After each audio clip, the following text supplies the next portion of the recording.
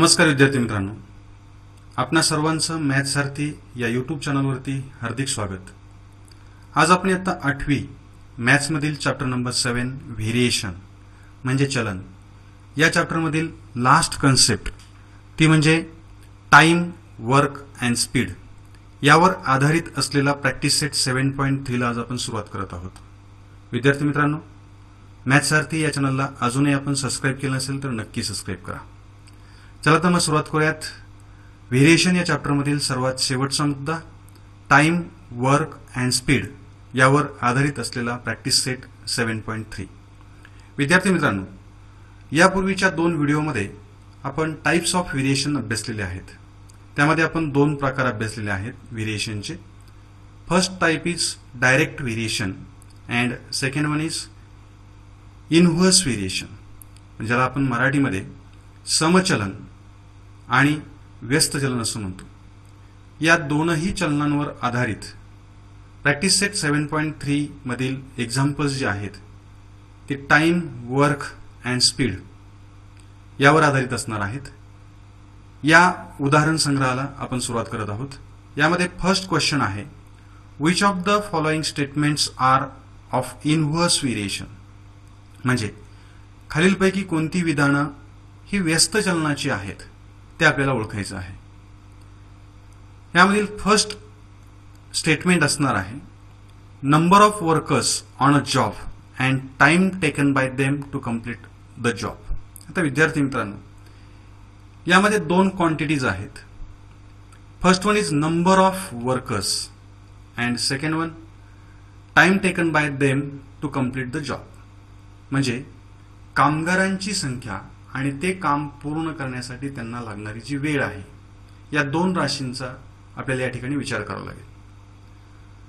आपण एक एक्झाम्पल पाहूया की समजा एखादी भिंत बांधण्यासाठी 10 कामगारांना 10 तास लागत असतील, तर आपण कामगार संख्या वाढवून जर 20 केली तर तीच भिंत बांधण्यासाठी त्या कामगारांना किती वेळ लागेल? तर या उदाहरणामध्ये जो वेळ आहे तो कामगार संख्या वाढल्यामुळे वेळ कमी होणार आहे। म्हणजे या ठिकाणी एक राशी जी आहे ती वाढतीये तर दुसरी राशी कमी होते। That means there is a inverse variation between number of workers and time taken by them to complete the job, म्हणजे या ठिकाणी व्यस्त चलन आहे। देअरफॉर आन्सर आहे this is there is a inverse variation between number of workers and time taken by them to complete the job. Now, second statement, number of pipes of same size to fill a tank and the time taken by them to fill the tank. म्हणजे एका टाकीमध्ये एक तुटी किंवा एक नळ आपण जर सोडला तर त्या टाकी भरण्यासाठी लागणारा जो वेळ आहे अशा 2 राशी या ठिकाणी असतील, म्हणजे नळांची संख्या आणि टाकी भरण्यासाठी, टाकी पाण्याने पूर्णपणे भरण्यासाठी लागणारा वेळ। यामध्ये असंच होणार आहे, ज्यावेळी आपण नंबर ऑफ पाइप्स हे वाढवू तेव्हा टाकी भरण्यासाठी लागणारा वेळ हा कमी होणार आहे। म्हणजे या ठिकाणी एक राशी जर इन्क्रीज केली तर दुसरी राशी आपोआप डिक्रीज होते, म्हणजे एक राशी वाढली तर दुसरी राशी कमी होते। म्हणजे याही ठिकाणी या 2 राशींमध्ये व्यस्त चलन आहे। Therefore, answer is there is a inverse variation between number of pipes and time taken by them to fill the tank. Now, third statement, petrol filled in the tank of a vehicle and its cost, म्हणजे गाडीच्या petrol टँकमध्ये भरलेलं एकूण petrol आणि त्या पेट्रोलची किंमत, म्हणजे या ठिकाणी 2 राशी असतील। पेट्रोल, एकूण पेट्रोल जे आहे ते पेट्रोल लिटरमध्ये असेल ते, आणि त्याची किंमत, जेवढं जास्त पेट्रोल आपण भरू तेवढी त्याची कॉस्ट ही जास्त असणार आहे। म्हणजे लिटरमधील पेट्रोलची क्वांटिटी वाढवली की त्याची कॉस्टही वाढणार आहे। म्हणजे या ठिकाणी दोनही राशी एकतर एकाच वेळी वाढतायत किंवा एकाच वेळी कमी होत आहेत। म्हणजे या ठिकाणी हे डायरेक्ट व्हेरिएशन असणार आहे। म्हणजे या दोन राशींमध्ये इन्व्हर्स व्हेरिएशन असणार नाही. देर is a direct variation between petrol filled in the tank and it's cost. आता हे आपल्याला एकदा व्हेरिएशन ओळखता आलं की मग आपल्याला वर्ड स्वरूपातले टाइम, वर्क अँड स्पीड यावर आधारित एक्झाम्पल्स आहेत ते आपल्याला सहज सॉल्व्ह करता येईल. आणखी एक स्टेटमेंट आपण या ठिकाणी पाहूयात. Area of a circle and its radius, म्हणजे वर्तुळाची त्रिज्या आणि वर्तुळाचं क्षेत्रफळ. दोन राशी, क्षेत्रफळ आणि त्रिज्या. आपण वर्तुळाची त्रिज्या वाढवली की क्षेत्रफळही वाढणार आहे. याही ठिकाणी दोनही राशी सायमल्टेनियसली, म्हणजे एकाबरोबर एक, दोनही वाढतायत किंवा दोनही एकाच वेळी कमी होत आहेत. म्हणजे याही दोन राशींमध्ये डायरेक्ट व्हेरिएशन असणार आहे, समचलन असणार आहे. therefore there is a direct variation between area of circle and its radius. आता सेकंड आपण एक्झाम्पल या ठिकाणी सॉल्व्ह करून घेणार आहोत. मग या पुढच्या एक्झाम्पल्समध्ये, वर्ड प्रॉब्लेम्समध्ये सुरुवातीला आपल्याला व्हेरिएशन ओळखून त्यानुसार आपल्याला त्या एक्झाम्पलमध्ये विचारलेला क्वेश्चनचं अँसर शोधावं लागणार आहे. मग 3 वर्ड प्रॉब्लेम्स याच्यामध्ये आहेत.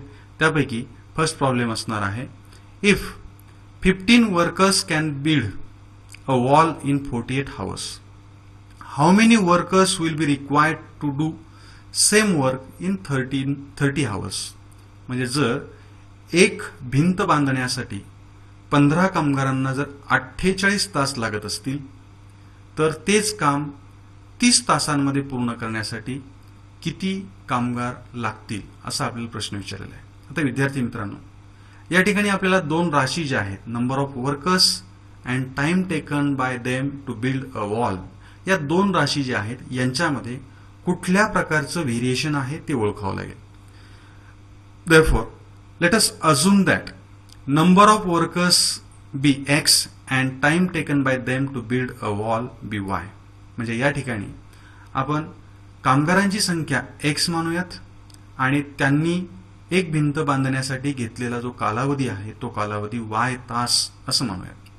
मग ज्यावेळी आपण कामगार संख्या वाढवू त्यावेळी अर्थातच ती भिंत बांधण्यासाठी कमी कालावधी लागेल, परंतु कामगार संख्या जर कमी केली तर लागणारा कालावधी हा वाढेल.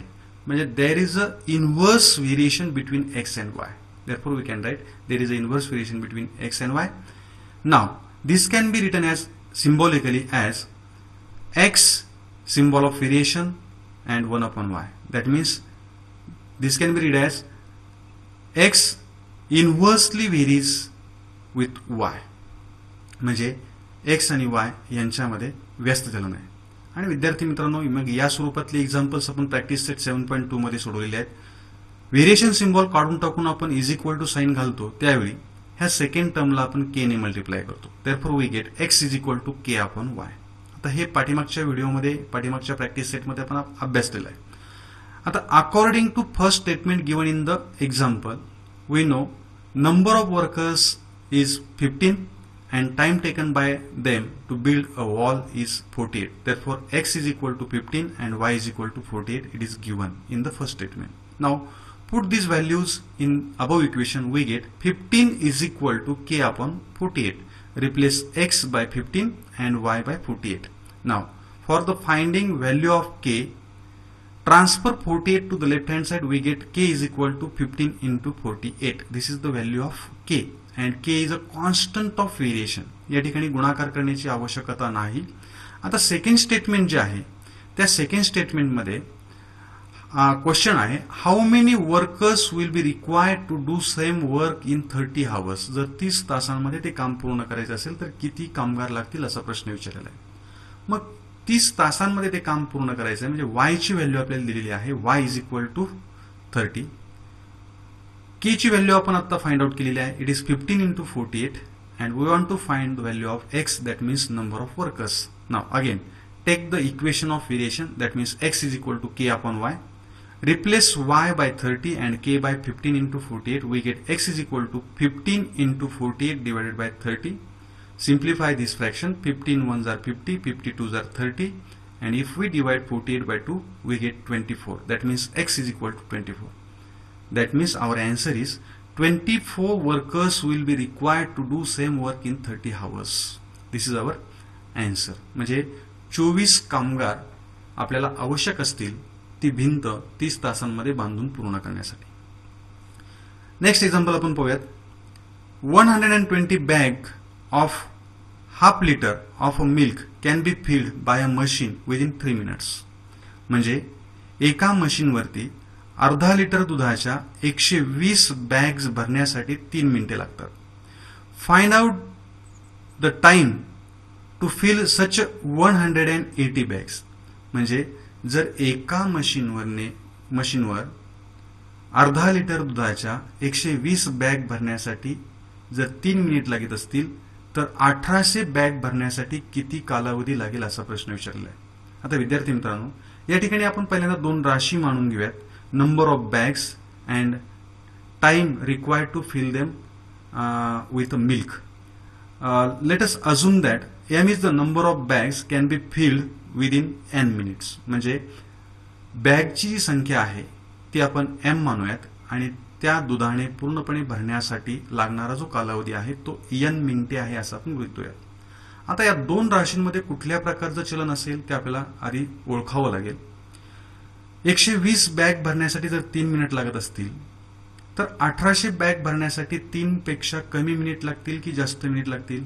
तर अर्थातच जास्त मिनिट लागतील. म्हणजे बॅगांची संख्या वाढवली की लागणारा जो कालावधी आहे दूध भरण्यासाठी लागणारा जो कालावधी आहे तो कालावधीही वाढेल. म्हणजे या ठिकाणी m आणि n या दोनही राशी एकाच वेळी वाढतात किंवा कमी होतात. That means there is a direct variation between m and n. There is direct variation between m and n, and this can be written as symbolically as m directly varies as n. या ठिकाणी आपण variation symbol वापरलेलं आहे. हे direct variation असल्यामुळे second जे quantity आहे ती आपण 1/n न लिहिता डायरेक्ट n लिहिलेली आहे. नाव या ठिकाणी जो सिंबल आहे व्हेरिएशनचा तो आपण काढून टाकतो. त्यावेळी सेकंड जे क्वांटिटी किंवा टर्म आहे त्याला आपण k ने मल्टिप्लाय करतो. k is a constant of variation. That means m is equal to k into n. Now, in the first statement of example, we know number of bags, it is 120. That means value of m is 120 and n is time required to fill them. It is 3 minutes. Therefore, value of n is 3.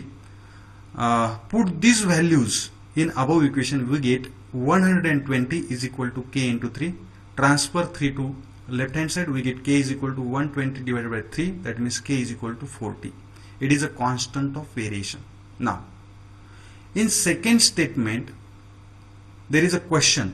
Find the time to fill such a 1800 bags. म्हणजे 1800 bag जे आहेत त्या bag आपल्याला जर भरायच्या असतील तर किती कालावधी लागेल असा आपल्याला एक प्रश्न विचारलेला आहे. That means this is the value of m, number of bags. We know m is equal to 1800, k is 40. And we want to find number value of n, that means time required to fill the bags. Now again take the equation of variation m is equal to kn.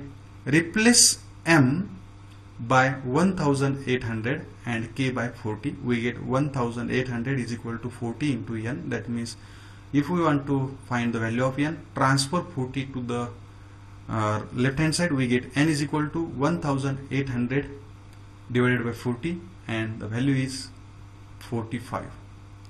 म्हणजे अशा अर्धा लिटरच्या 1800 bags भरण्यासाठी आपल्याला 45 मिनिटांची आवश्यकता असणार आहे. Therefore our answer is 45 minutes will be required to fill 1800 bags of a milk. म्हणजे विद्यार्थी मित्रांनो, या स्वरूपातील शाब्दिक उदाहरणं ही अतिशय सोपी आहेत. फक्त आपल्याला टाइप ऑफ व्हेरिएशन हा आयडेंटिफाय करता येणं गरजेचं आहे. लास्ट एक्झाम्पल आहे यामधील.